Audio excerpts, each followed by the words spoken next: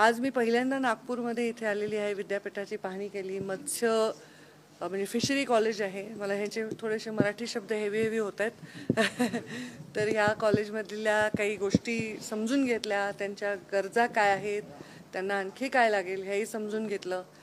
माझे सहकारी नितेश राणे यांच्याशी पण मी त्याबद्दल चर्चा करेन, कारण माझ्या डिपार्टमेंटमध्ये फिशरी आहे, डेअरी आहे आणि गोटरी, पोल्ट्री ह्या सगळा प्रचंड वास्ट विषय आहे.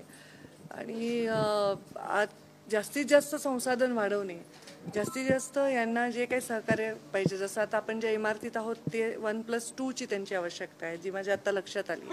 कारण पुन्हा बजेटच्याकडे प्रेझेंट करण्यासाठी या सगळ्या गोष्टी आवश्यक असतात. त्यामुळे हा दौरा माझ्यासाठी प्रचंड उपयुक्त ठरणार आहे. वर्षानुवर्ष या फिशरीजच्या कॉलेजवर कोट्यवधी रुपये खर्च होतो, परंतु ज्या उद्देशासाठी ते आहे ते शेतकऱ्यांच्या बांधापर्यंत पोहोचण्यात प्रचंड अडचणी येतात. जर पोहोचलं असतं तर शेतकरी आत्महत्या विदर्भात झाल्या नसत्या. मग ते कॉलेज कसं बांधापर्यंत, हे शेतकऱ्यांसाठी संशोधन होतं ना.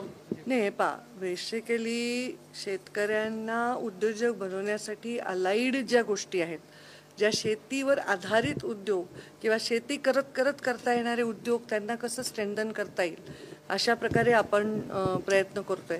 आपण यामध्ये अनेक क्षेत्रामध्ये अगदी पुढे गेलेलो आहे. जसं दुधामध्ये आपण जगात नंबर 1ला आहोत. महाराष्ट्राचा क्रमांक त्याच्यामध्ये 6वा आहे.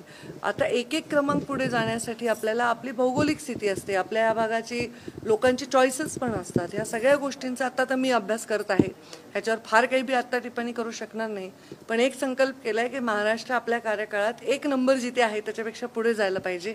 ही फार मोठी अचीवमेंट आपली राहील आणि त्याच्यासाठी ग्रामीण भागातला तरुण उद्योजक बनावा, ह्यासाठी या संकल्पना आहेत. कॉलेजेसमधनं तो शिक्षण घेईल, पण त्याला जे शिक्षण मिळेल ते त्याला व्यावसायिक असावं आणि त्याच्यातनं तो स्वतःच्या पायावर उभं राहावं आणि त्याला बाकीच्या गोष्टी कशा सहकार्य करू शकतील. मग लोन असेल, सबसिडी असेल, व्यापार त्याचा वाढावा याच्यासाठी मार्केटिंगचं ट्रेनिंग असेल, त्यांचं प्रिझर्वेशनची सुविधा असेल, ह्या सगळ्या गोष्टींवर वेगवेगळ्या ठिकाणी विचार करतो. आता इथे गोड्या पाण्यातल्या मासे आहेत, समुद्रातल्या माशाचे वेगळे विषय आहे, तसंच पोल्ट्री आणि गोटरी आणि वराहपालन वेगवेगळे विषय आहेत. आणि अत्यंत महत्त्वाचा विषय आहे, मानवी जीवनावर डायरेक्ट इफेक्ट करणारा हा सुद्धा एक विषय आहे. माणसाच्या न्यूट्रिशनवर डायरेक्ट हा विषय आहे, परिणाम करणारा. चॅलेंजेस ज्याप्रमाणे आहे मॅडम, तुमच्याकडे बर्ड फ्लू असेल किंवा इतर व्हायरस आहे, स्वाईन फ्लू आहे, जे माणसांसाठी चॅलेंजेस आहेत त्या प्राण्यांसाठी पण ते चॅलेंजेस असतात. लातूरमध्ये एक छोटीशी घटना घडली आहे, त्याच्याबद्दल अवेअर केलेलं आहे या सगळ्यांना. आता त्याचे बाकीचे डिटेल रिपोर्ट्स लवकर येतील. उदय सावंत यांचं पाहिलं, वाघ मरण पावले होते नागपुरात. बर्ड फ्लू बद्दलचं पाहिलं, हा अत्यंत गंभीर विषय आहे, कारण बर्ड फ्लू हा माणसांमध्ये सुद्धा येतो, प्राण्यांमधून. आणि स्वाईन फ्लू तर या संदर्भामध्ये माणसांच्या आरोग्यासंदर्भामध्ये अत्यंत महत्त्वाचं काम, अत्यंत महत्त्वाचं आहे. त्यामुळे अशी कुठेही घटना घडली तर पहिले अवेअर करून ते माणसांपर्यंत पोहोचू नये आणि प्राण्यांमध्ये पसरू नये याची काळजी, दक्षता ही आम्ही नक्कीच घेत आहोत. एकीकडे शिंदे नाराज असल्याची चर्चा आहे, तर उदय सावंत यांच्यासोबत 20 आमदार आहे असा दावा केलेला आहे संजय राऊत यांनी. हे पहा, आता मी माझ्या कामात आहे.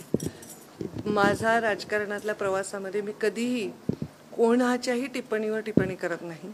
तुमच्या प्रश्नांवर उत्तर देणं हा माझा चॉईसचा भाग आहे.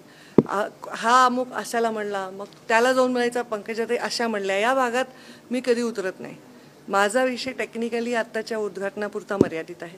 हे सगळे जे विषय आहेत ते माझ्या अख्ख्या थेअरीतले नाही ना, माझ्या ड्युटीचं जे माझं RR रूल असतात ना, तसं माझ्या रूलमध्ये ते येत नाहीत.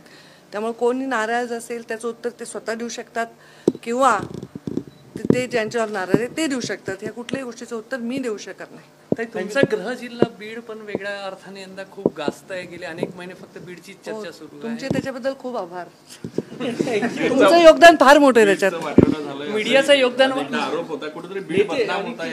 याच्यावर मी व्यक्त झाले, विस्तृत प्रेस घेतलेली आहे आणि मी हेच सांगते की माझा बीड जिल्हा अत्यंत गुणाचा आणि अत्यंत चांगला आहे. आता अजितदादांना त्याचा पूर्ण अनुभव येईल आणि हे सगळं राजकारण आहे याच्यावर मी अनेक वेळा व्यक्त झालेली आहे. दुर्दैवी घटना हे कोणाच्या राजकारणाचं मंच असू शकत नाही.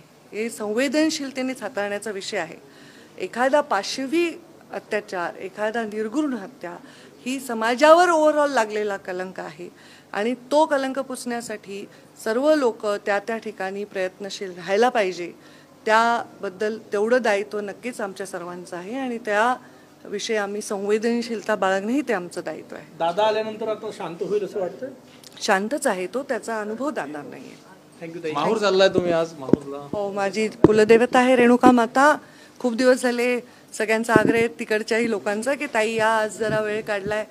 संध्याकाळचं विमान तुमचं उडत नाही नागपूरमध्ये दुपारी विमानावर, तोपर्यंत रेणुकाईचं दर्शन घेते आणि सगळ्यांना सुबुद्धी दे अशी प्रार्थना करते.